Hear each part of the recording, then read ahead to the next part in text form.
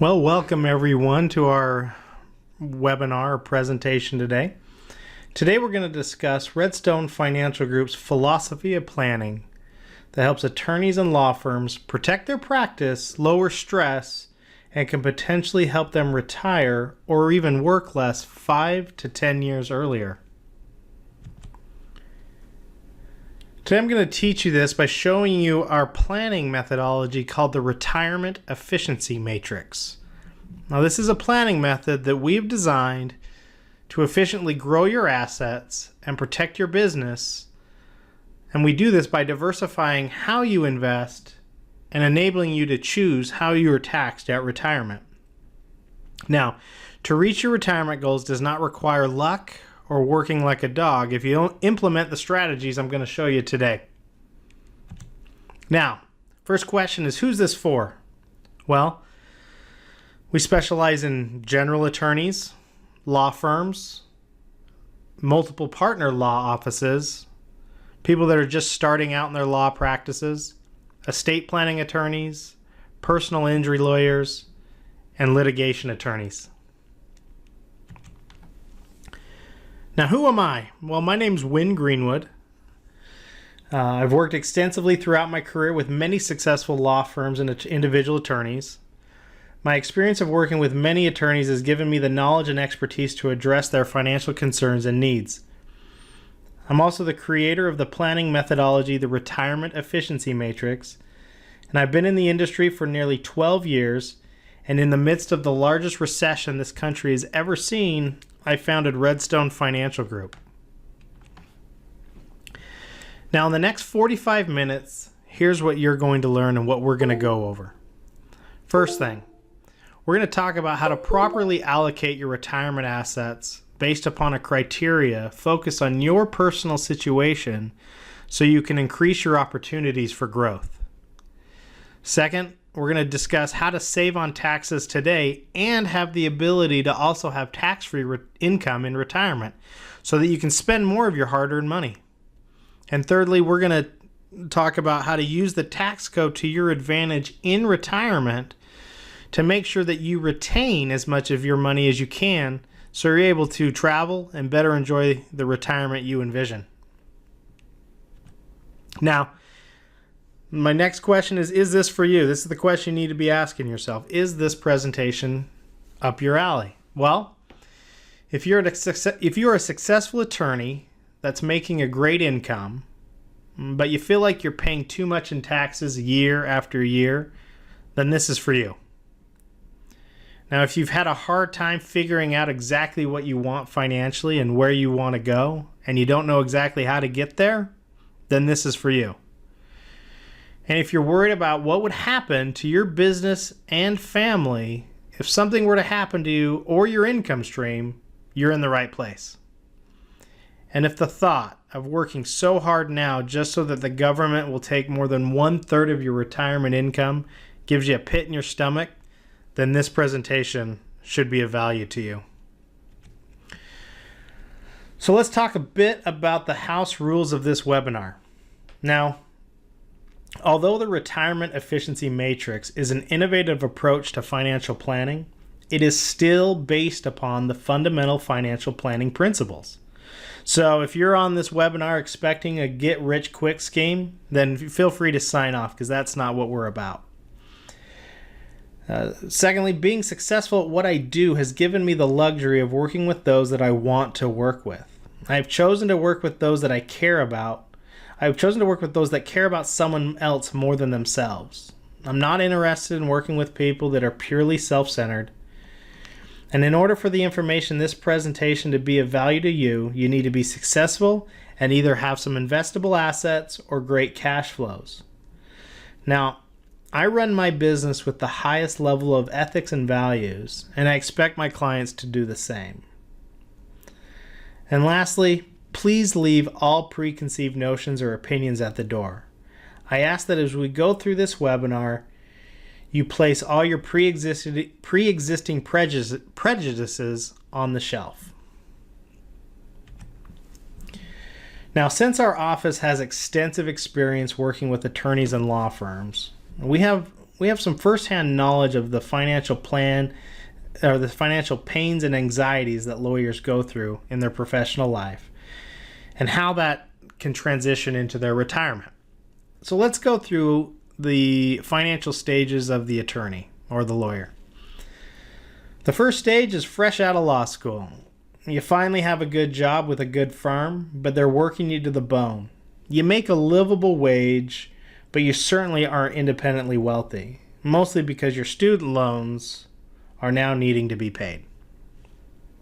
Next, after working fresh out of law school, you now have survived your first few years as a junior associate. You're still being worked like a dog, but at least now you have a salary that can sustain life. And you may now have a family that depends on you, but man, those student loans, you are still paying on them.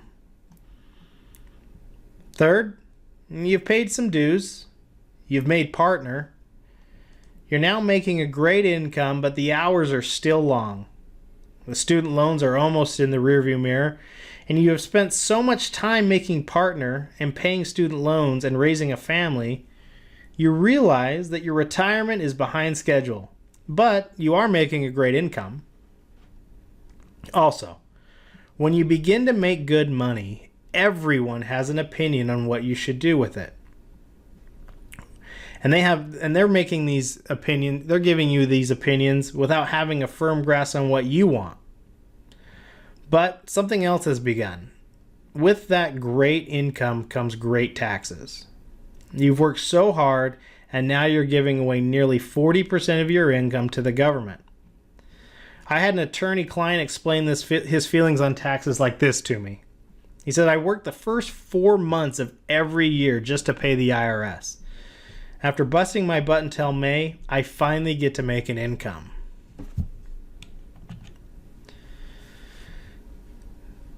In the last stage of the lawyer, now you've made it. You are running the show. You're making great money. You don't have any more student loans, but the government is still killing you on taxes every year. You have some retirement saved, but things haven't been run as efficiently as they could have, and you're a bit behind. You're still working long hours because you're the best in your firm. But you want to begin spending more time with your family and traveling. Now, retirement may be within 10 to 15 years, but because of the time spent building your firm and life, you may be a bit lost on what to do. You've done so much work and time, you've put in so much work and time building this life for yourself that now you want to make sure that no matter what happens, your financial security can be maintained and protected. And you want that security to last well into retirement. Oh, last thing. Did we mention taxes? You are getting nailed coming and going. You get hit taxes when you earn the money, and now you're going to be taxed when you want to spend the money. And how much of my nest egg will be wasted on high fees or taxes? And how many more years will I have to keep working and stressing to overcome all these drains on my money in order to have the lifestyle I envision for myself and my family for many years to come? So let's get to the meat of how we can help you past your financial anxieties and onto the life you have envisioned for yourself. You didn't spend all those years in law school and going through all those financial stages with the hope of always grinding it away in the office. With all those hours trying to overcome all the holes and issues in your financial plan, you'll need to memorize the words to the song Cats in the Cradle because you may not see your family very much. So let's get into it. Let's discuss and talk about Redstone Financial Group's Retirement Efficiency Matrix. Now, what I'd like to do first is set some groundwork for the Retirement Efficiency Matrix. What we need to do is discuss some fundamentals of financial planning and how we can strategize within that framework based upon your exact situation. Now, if I had $100 that I could invest, there are essentially 3 places that I could invest that $100.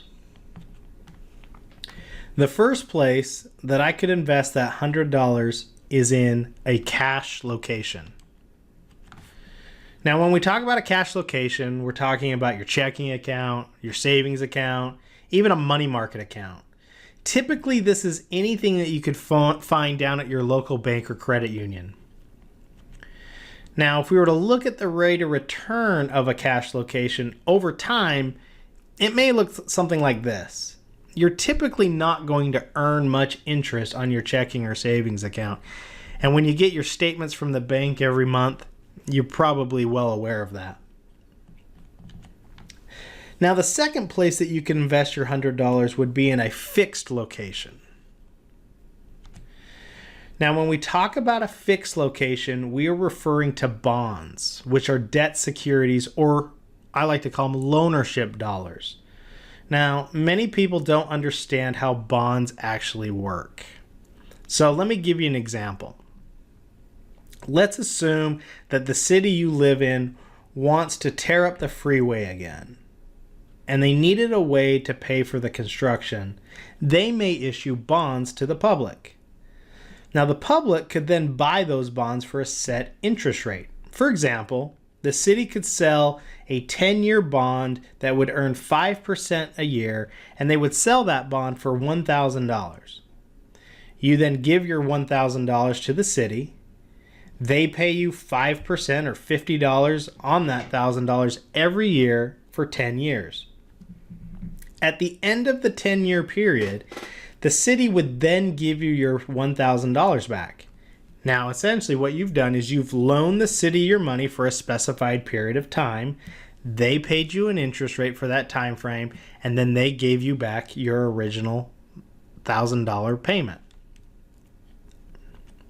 Now, bond values can fluctuate over time, but the rate of return over time could look something like this.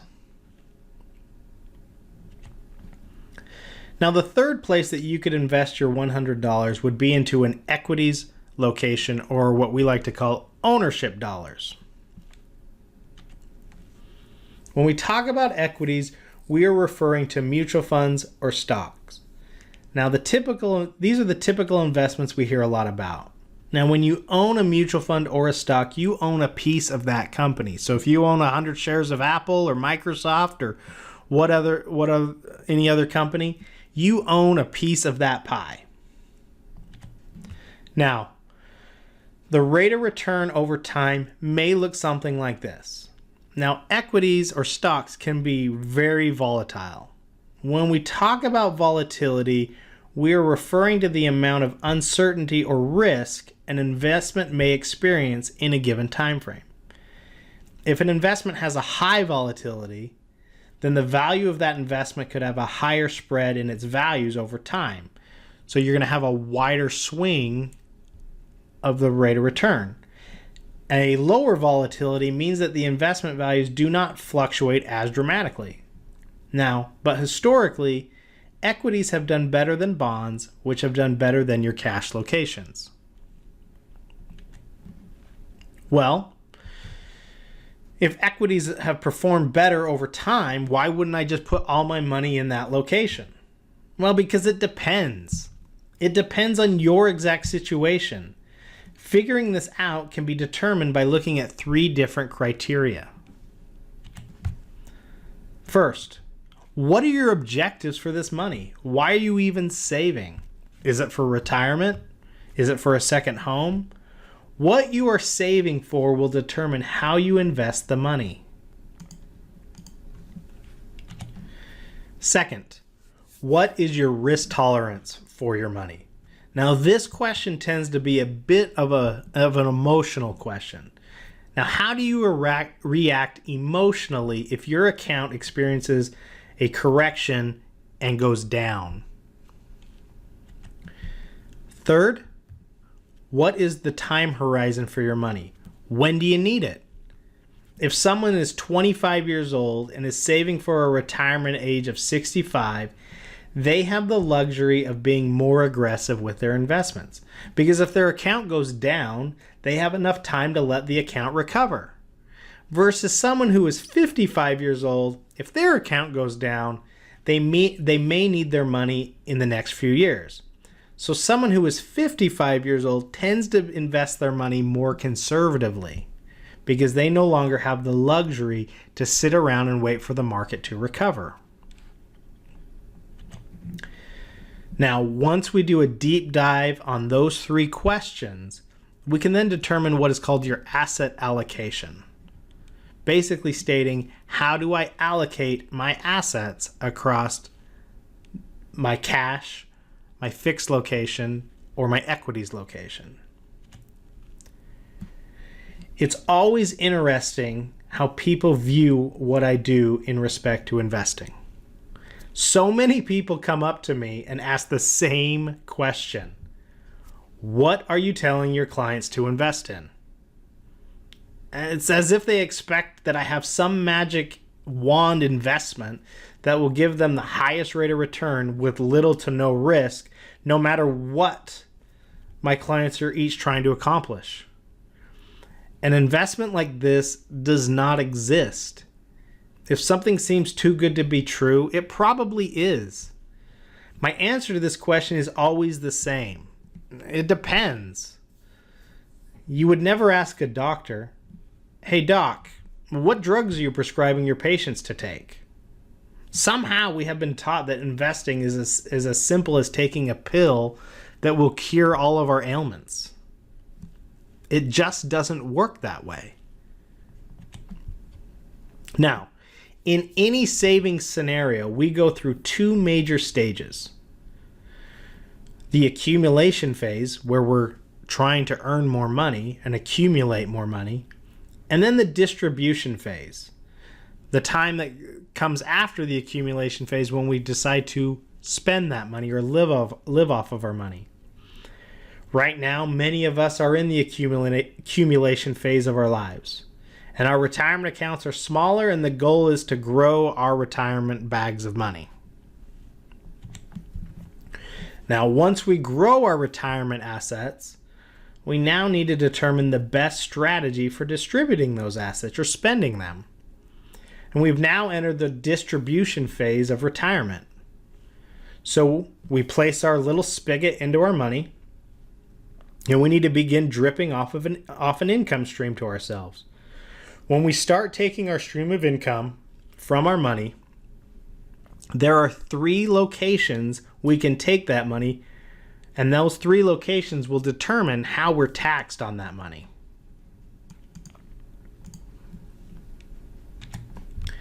The first place that we can take our money is from a fully taxable location. Some examples of a fully taxed location would be traditional IRAs, traditional 401ks, a pension plan, and Social Security. These are places that when you pull your money from them, you will be fully taxed as ordinary income when you take that money out, because you did not pay any taxes when you contributed to these accounts. The second location is a partially taxed location. Now, when we discuss partially taxed locations, we're referring to capital gains taxes. Now, these funds are treated in such a way that we are taxed on the gain of the investment if you held them for over a year. Now, if you only held these investments for less than a year, then they would be taxed at ordinary income rates. But examples of this would be mutual funds, stocks, and even real estate investments that are not your primary residence. Typically, how this works is, let's assume that you bought an investment for $100 and you held it for 2 years.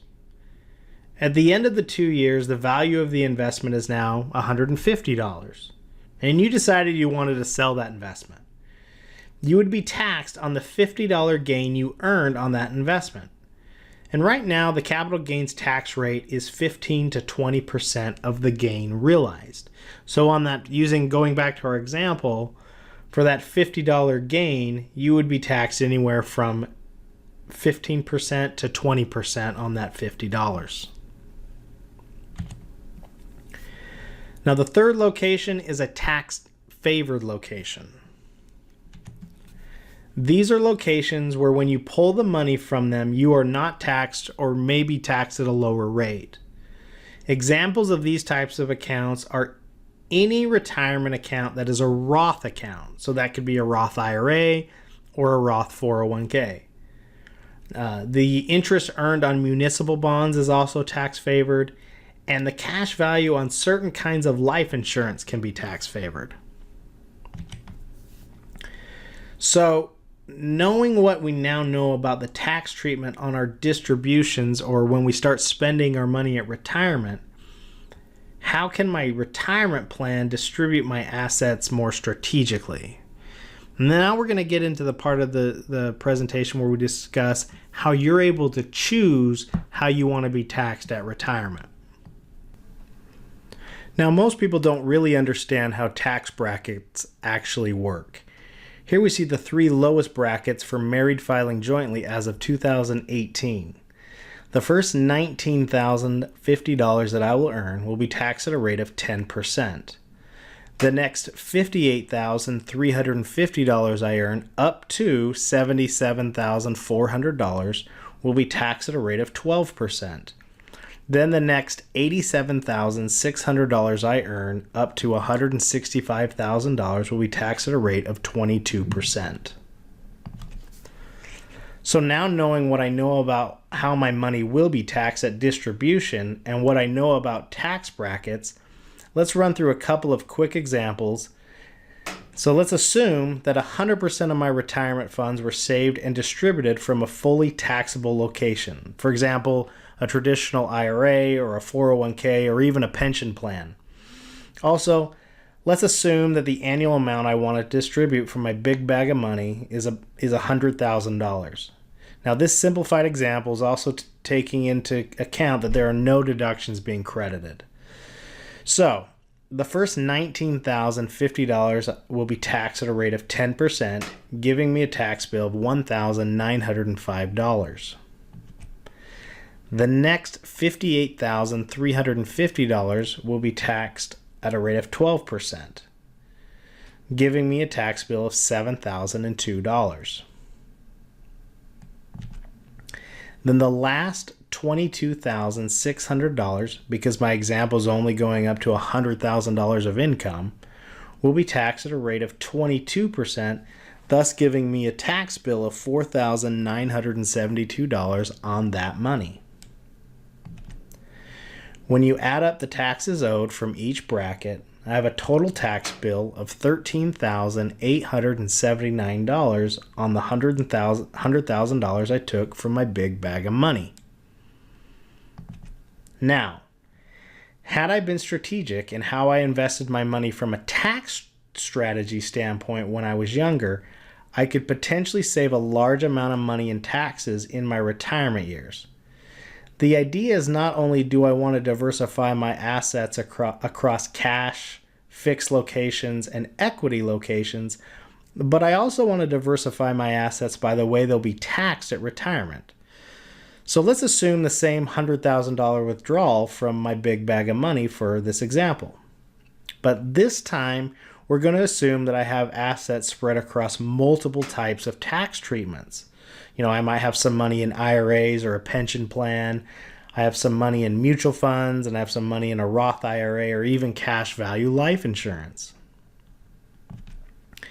What I want to do is take my first $19,050 of income from a fully taxed location, such as an IRA or pension, and my tax bill on those funds is $1,905, no different than the previous example. I'll then take my next $58,350 up to the $77,400 from a partially taxed location, such as my mutual funds. Now, how the tax code currently reads is this. If I take money from a partially taxed location while I'm in the lowest 2 tax brackets, my capital gains rate on those earnings drops from 15% to 0. So my tax bill on $58,350 will be 0 in this example. Now, tax rules could change, So this example is only valid based upon the current tax code. I'll then take my last $22,600 from a tax-favored location like a Roth IRA or even my cash value life insurance. Because of the tax treatment of these accounts, my tax bill will be zero. When you add up the taxes owed from each bracket, the total tax bill on the $100,000 distribution is $1,905. Now, of course, this is just an example, but what I'm trying to show you is that by strategically planning where you put your assets today can have a tremendous impact on how much of your retirement bag of money you actually get to keep at retirement. So, with that, let's have a bit of a discussion about where taxes may be headed. Now, if we look at the current workforce and where it's headed, where is the majority of taxes coming from? Now, the green line represents the baby boomer generation. Because of the influx of the baby boomers, they are paying the majority of the income taxes today, which means they're also funding the majority of government subsidized programs, Social Security, Medicare. Currently, the baby boomers are beginning to exit the workforce and retire to the tune of over 10,000 people per day.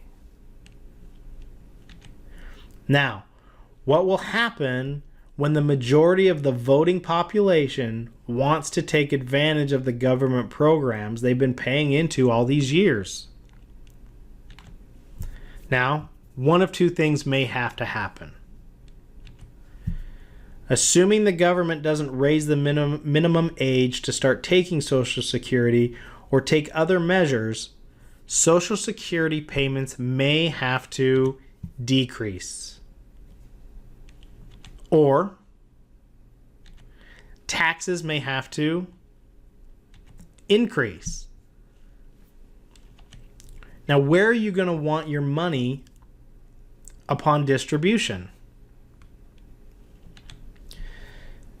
The next question is, where do we get started? This is a lot of information, but where do we get started?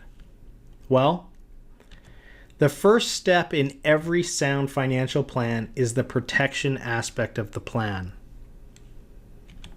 Then we focus on the short-term savings. Then we look at the growth aspects of our financial life. So when we talk about protection, this is the stuff that's not sexy, no one loves to talk about it, but it is vital to the foundation of your plan. Now, when we talk about the protection aspect of our plan, we're talking about making sure we have the right coverages in regard to life and disability insurance, wills and trusts, and even our home, auto, and umbrella coverages. It follows the idea that we want to make sure that we're properly protecting the assets we have now before we really start adding more to it. Next, we need to make sure that our short-term savings is in place.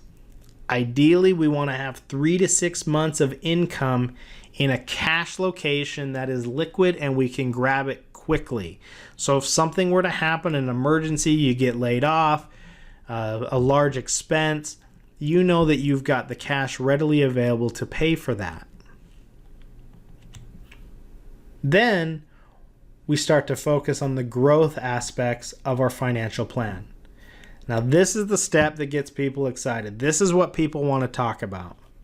And when we talk about this, we're talking about saving for retirement, children's education, accumulating wealth, and just overall growth investments. So there you see, this is the high-level structure of a sound financial plan. Now you incorporate that with the retirement efficiency matrix. So we've discussed the 3 major arenas of building an efficient, sound financial plan. We've talked about the different asset classes. How do I allocate my assets properly across cash, fixed, and equities? Secondly, we've talked about how we're taxed. Where do I invest my funds in order to diversify my tax treatment so that I get to choose how I'm taxed at retirement? And thirdly, how do I build my financial plan properly so that in the event of an unforeseen event, I'm able to weather the storm? And that is addressed in the planning stages aspect of the retirement efficiency matrix. And so what we do is we take a look at those three different areas of your financial life, and we start to coordinate those so that we can be as efficient as we possibly can. What it does is it helps build a customized financial plan that spreads your assets across all three areas to make sure that you're able to keep as much of your hard-earned money today and in retirement, no matter what the financial storms.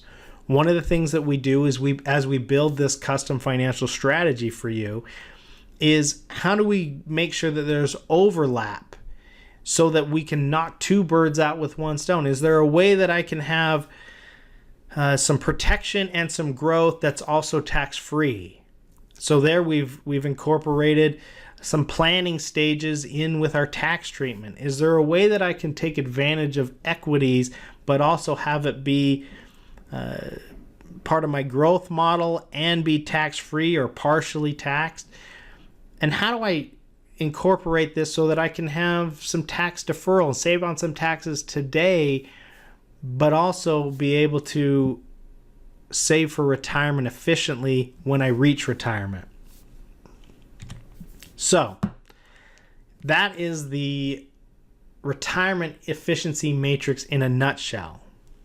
Now at this point, you basically have two options. You have a choice.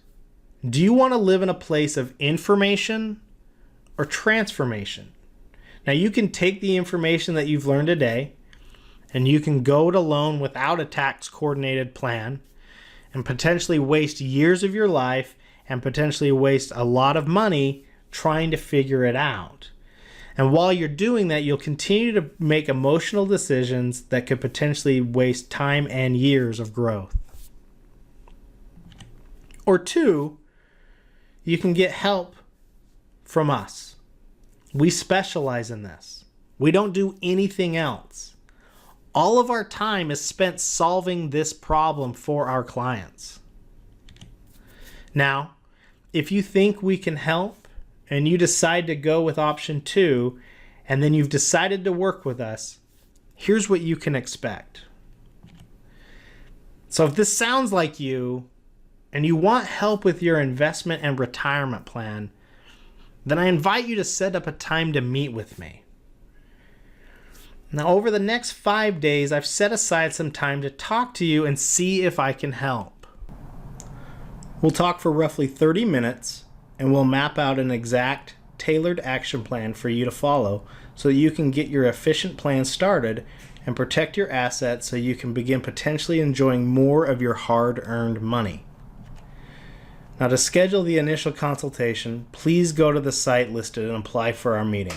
My calendar fills up very quickly, and I can only handle 7 new appointments over the next 5 days, so you should apply now.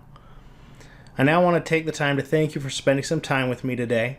I know there are some great things I can share with you that could help you and your family.